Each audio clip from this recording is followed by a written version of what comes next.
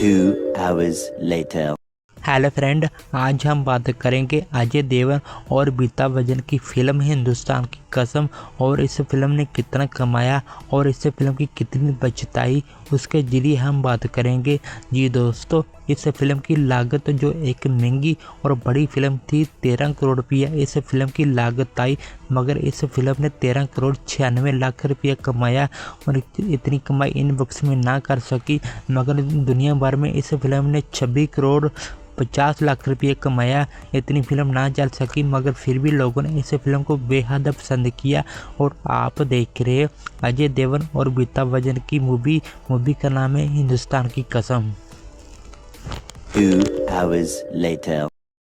Hello friend, आप देख रहे हो अजय देवगन और अमिताभ बच्चन की मूवी का नाम है हिंदुस्तान की कसम, जो 1999 में रिलीज हुई थी।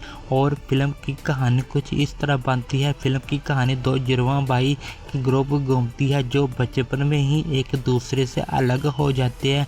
और एक भारत में परिचय पाता है अजय, दूसरा पाकिस्तान में परिचय पाता है, जो दोनों को बड़ा होकर एक दूसरे से सामना करते हैं, खड़े होते हैं। लेकिन बाद में उन्हें पता चलता है हमारे साथ शादी की गई है। जी दोस्तों, क्या आपने अमिताभ बच्चन और अजय देवगन की एक क्लासिक मूवी देखी है? कमेंट में ज़रूर बताना। और मज़ीद वीडियो देखने के लिए हमारे चैनल को फॉलो और शेयर करना और लाइक करना। और दोनों जुड़वा भाइयों की कहानी जज्बात, एक जबरदस्त कहानी है, एक भारत में और दूसरा पाकिस्तान में बड़ा होकर अमिताभ बच्चन और अजय देवगन की धमाकेदार एक्शन मूवी जो आप लोग देख रहे हैं। और हमें कमेंट में ज़रूर बताना ये मूवी आपको कैसी लगी है। और आप देख रहे हो मूवी का नाम हिंदुस्तान की कसम।